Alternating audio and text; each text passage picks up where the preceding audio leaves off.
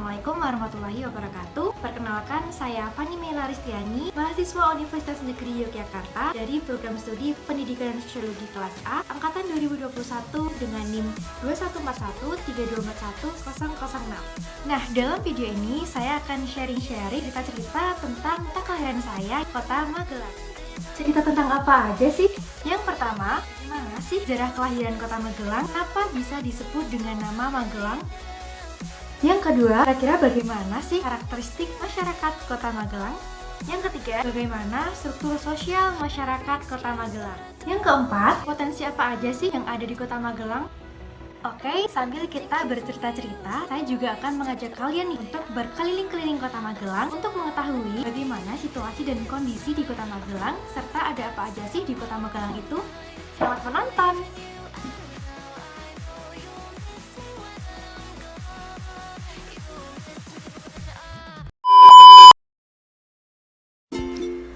Kota Magelang, salah satu kota yang terletak di Provinsi Jawa Tengah, Indonesia.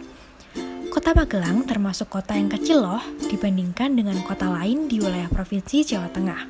Tahukah kamu, luas wilayah Kota Magelang hanya berkisar 18,12 km persegi dengan topografi berupa dataran rendah berketinggian rata-rata 380 meter di atas permukaan laut. Bentang alam yang bergelombang di Kota Magelang terdiri dari lembah-lembah sungai dan bukit. Salah satu bukit yang terkenal terdapat di pusat Kota Magelang, yaitu Bukit Tidar. Bukit Tidar dimanfaatkan sebagai tempat wisata sekaligus tempat melaksanakan upacara ritual masyarakat Kota Magelang. Sebelum tahun 1950, Kota Magelang merupakan wilayah administratif dan ibu kota Kabupaten Magelang. Namun, seiring dengan pemekaran wilayah, Kota Magelang menjadi wilayah yang terpisah dengan Kabupaten Magelang. Setelah masa kemerdekaan pada tanggal 17 Agustus 1945, Kota Magelang ini menjadi kota praja. Dan untuk selanjutnya yakni menjadi sebuah kota madya hingga yang kita kenalnya saat ini yaitu Kota Magelang. Wilayah administratif Kota Magelang terbagi menjadi 3 kecamatan, yaitu Kecamatan Magelang Utara, Magelang Tengah, dan Magelang Selatan. Oh iya, Kota Magelang sering dijuluki sebagai kota sejuta bunga loh. Bukan tanpa alasan. Pada zaman kolonial Belanda dahulu, Magelang dikenal dengan nama Tuin van Java, yang memiliki arti tamannya tanah Jawa. Maka hingga saat ini Kota Magelang dijuluki sebagai kota sejuta bunga. Teman-teman, ada cerita unik loh di balik nama Magelang. Terdapat 3 versi cerita nih. Cerita pertama, konon katanya nama Magelang berawal dari sebuah kisah datangnya orang Keling. Orang Keling pada masa itu mendatangi tanah Jawa dengan memakai perhiasan gelang di hidungnya. Di mana selanjutnya kata gelang mendapatkan awalan ma yang menunjukkan pada kata kerja memakai atau menggunakan.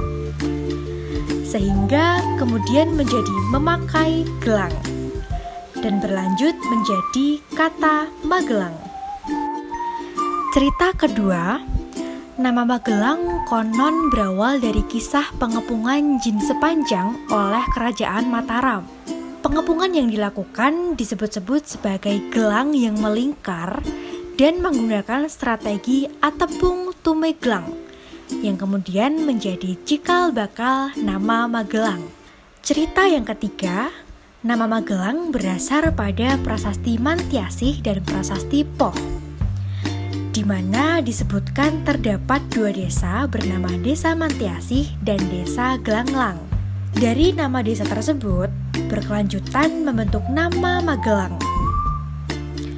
Selain itu, tertulis di prasasti bahwa Desa Mantiasih ditetapkan pada tanggal 11 April 907 Masehi, yang kemudian mendasari bahwa pada setiap tanggal 11 diperingati sebagai Hari Jadi Kota Magelang. Nah, bagaimana teman-teman? Unik bukan? Nama Magelang berasal dari beberapa versi cerita. Berbicara mengenai karakteristik masyarakat yang tinggal di daerah perkotaan Magelang, terdiri dari masyarakat yang heterogen, yakni berasal dari berbagai latar belakang yang beragam, baik secara ekonomi, sosial, budaya, hingga pendidikan. Selain itu, masih dirasakan adanya sifat individualis dan konsumtif yang tinggi pada masyarakat Kota Magelang.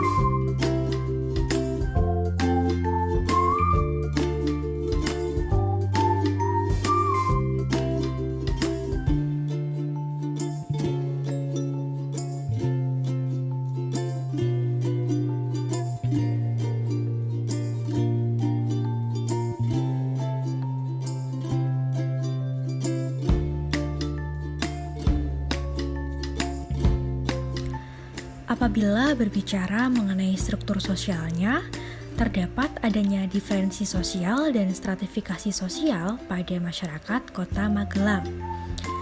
Sebagian besar masyarakatnya didominasi oleh etnis Jawa dan juga terdapat masyarakat pendatang yakni etnis Cina. Namun tetap saja juga terdapat masyarakat etnis lain yang kemudian melakukan mobilitas ke Kota Magelang, bahkan menjalin hubungan hingga membentuk klan berbeda suku. Selain itu, juga terdapat diferensiasi agama di Kota Magelang. Namun, agama yang mendominasi di masyarakat Magelang yakni pertama agama Islam, kemudian dilanjut agama Kristen, Konghucu, Buddha, dan agama Katolik. Sehingga banyak berdiri sekolah khusus siswa-siswi non-Islam di Kota Magelang. Sistem pemerintahan di Kota Magelang terdiri mulai dari wali kota, gubernur, kedinasan, dan struktur pemerintahan di bawahnya, termasuk terdapat banyak partai politik yang diikuti oleh masyarakat Kota Magelang. Selain itu, juga terdapat beragam stratifikasi sosial masyarakat Kota Magelang, yakni terdapat masyarakat yang berada pada status sosial tingkat atas, menengah, hingga bawah. Mobilitas sosial yang tampak cenderung pada mobilitas hal pekerjaan, pendidikan, dan pariwisata. Kota Magelang sendiri kaya akan potensi sumber daya alamnya. Hal itu dimanfaatkan oleh masyarakat perkotaan untuk dijadikan tempat wisata, usaha pertanian dan perkebunan, hingga olah SDA lainnya yang dapat meningkatkan pendapatan masyarakat. Selain potensi sumber daya alam, Kota Magelang juga tampak akan potensi industrinya. Banyak berdiri pabrik-pabrik industri dan perusahaan yang kemudian dapat meningkatkan mobilitas sosial. Namun, di Kota Magelang hanya terdapat 2 universitas saja, yakni Universitas Negeri Tidar dan Universitas Muhammadiyah Magelang. Selain itu, Kota Magelang juga masih kental akan budaya, kuliner, hingga hasil kerajinannya. Salah satunya yakni kerajinan patung. Saat ini, Kota Magelang sudah semakin berkembang menjadi kota besar dengan dibangunnya tempat publik seperti restoran ternama, mal, bertambahnya jumlah rumah sakit yang memadai, dan lain sebagainya. Nah, buat kalian yang belum pernah ke Kota Magelang, jangan lupa untuk mampir ke Kota Magelang ya. Nah, kita udah sampai nih di penghujung video. Mungkin sekian dari saya. Semoga dapat menambah informasi dan wawasan dari teman-teman semua. Sekian, wassalamualaikum warahmatullahi wabarakatuh. Sampai jumpa.